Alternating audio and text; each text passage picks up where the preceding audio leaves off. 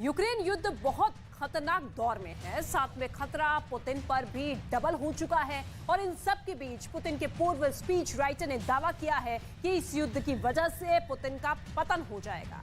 उनका कहना है कि वो दिन दूर नहीं जब पुतिन मॉस्को भी छोड़ सकते हैं।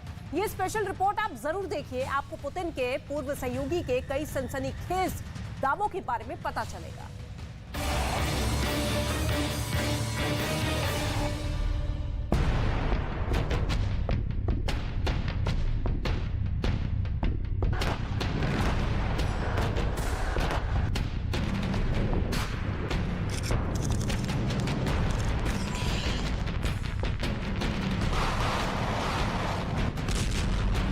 ये सर्दी क्रेमलिन के किले के भीतर भी घुस गई है।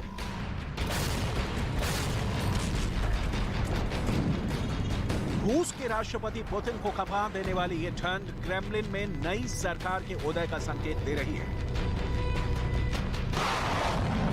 यूक्रेन के आसमान को काला कर देने वाला बारूदी धुआं अब क्रेमलिन की मजबूत दीवारों को हिला रहा है। पुतिन अपने उत्तराधिकारी की खोज कर रहे हैं, ये दावा है, लेकिन इस दावे की परीक्षा की घड़ी आ गई है।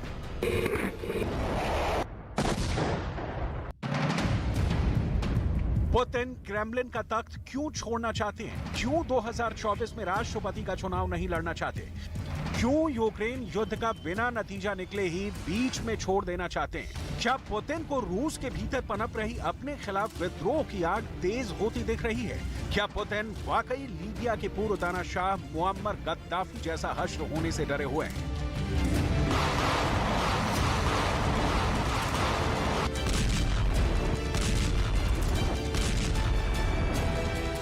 क्या यूक्रेन की जलती जमीन के शोले अब पुतिन के पांव के नीचे की जमीन को भी जला रहे हैं? इन सारे सवालों का जवाब किसी और के पास नहीं, पुतिन के पूर्व भाषण लेखक यानी स्पीच राइटर अब्बास गैल्यामोव के पास है, जिसके मुताबिक पुतिन के हाथ से रूस की सत्ता फिसलती जा रही है। पुतिन के विरोधी सक्रिय हो रहे हैं और उन्हें अपनी सरकार गंवानी पड़ सकती है।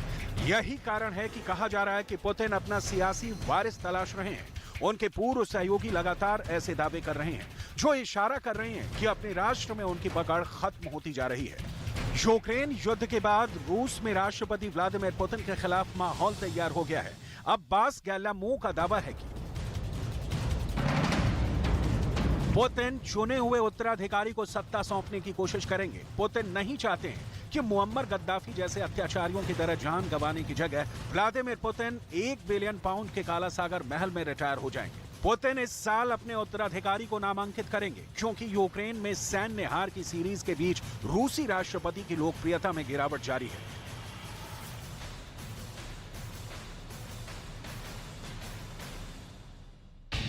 गद्दाफी और काला सागर के पुतिन के महल की डिटेल भी आपको दिखाएंगे। पुतिन किसे अपना उत्तराधिकारी घोषित करेंगे, उन 3 नामों की फहरिस्त भी दिखाएंगे और ये भी दिखाएंगे कि पुतिन का कौन सा जनरल बागी होने वाला है। लेकिन उसके पहले पुतिन को लेकर किए अब्बास गैल्यामोव का सनसनीखेज उद्घाटन सुन लीजिए। पुतिन के सर्कल अब उन्हें गारंटर के रूप में नहीं देखते हैं और सशस्त्र वैगनर निजी सेना के प्रमुख येवगेनी प्रिगोजिन के उदय से चिंतित हैं, जो अब तक क्रेमलिन के प्रति वफादार हैं, लेकिन युद्ध में विफल होने पर कभी भी पलट सकते हैं। चेचन लड़ाका रमजान कादिरोव भी पुतिन के खिलाफ खड़े हो सकते हैं, उनकी सत्ता छीनने की कोशिश कर सकते हैं।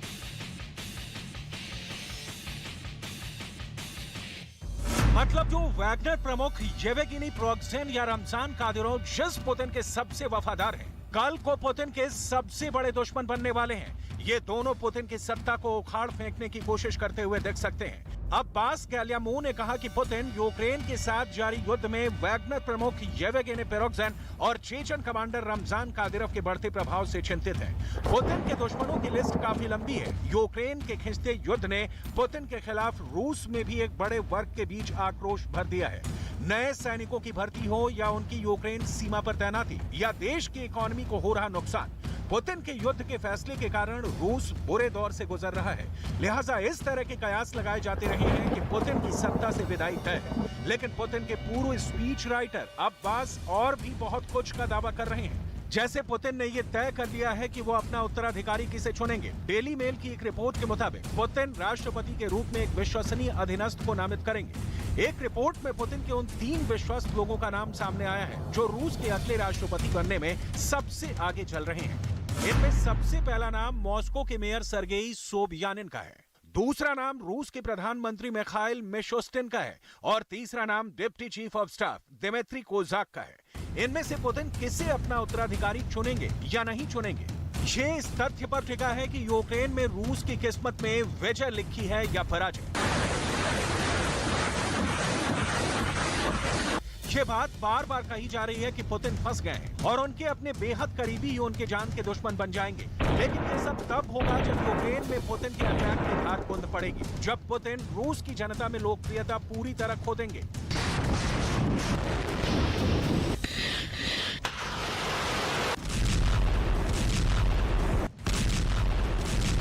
पुतिन कच्चे नेता नहीं है, तजुर्बेकार है, कई युद्धों का अनुभव हासिल कर चुके हैं। इसीलिए एक बात ये भी कही जा रही है कि यूक्रेन की सेना को ढकाकर पुतिन ज़ेलेंस्की के सरेंडर का रास्ता साफ कर रहे हैं और क्राइमिया की तर्ज पर युद्ध के लंबा खींचने से कतई परेशान नहीं है।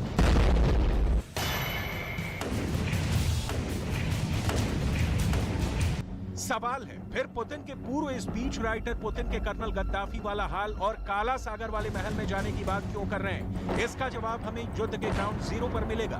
उससे पहले आपको कर्नल गद्दाफी की क्रूर मौत वाली बात जरूर जाननी चाहिए। आगे काला सागर के पुतिन के महल की डिटेल भी आपको दिखाएंगे। 4 दशक से अधिक समय तक सत्ता में रहने वाले गद्दाफी के पतन में 1 साल से भी कम का समय लगा था। 20 अक्टूबर 2011 को लीबिया के अधिकारियों ने बताया कि मुअम्मर गद्दाफी की मौत उसके गृहनगर सिर्ते में हुई। शुरुआती रिपोर्ट में कहा गया कि उसकी हत्या गोलियों से की गई है, जबकि बाद में दावा किया गया कि उसकी मौत नाटो हवाई हमले में हुई है। एक वीडियो भी जारी किया गया जिसमें गद्दाफी को कुछ लड़ाके घेर कर खड़े थे और वो खून व धूल से सना हुआ था। कर्नल गद्दाफी के खिलाफ लीबिया के लोग उसके शासनकाल की ज्यादतियों के खिलाफ खुद खड़े हुए थे, लेकिन पुतिन के साथ कर्नल गद्दाफी की कोई समानता नहीं है। लंबे काल तक शासन करने को छोड़ दे तो ना ही रूस में लीबिया की तरह अराजकता का दौर दिख रहा है। पुतिन के पूर्व स्पीच राइटर पुतिन के जिस काला सागर वाले महल की बात कर रहे हैं उसके बारे में भी जानकारी पहली बार सामने नहीं आई है। इस आलीशान महल की कीमत, सुरक्षा और बनाने के मकसद के पीछे पुतिन की जाहिर तौर पर बड़ी प्लानिंग है। पुतिन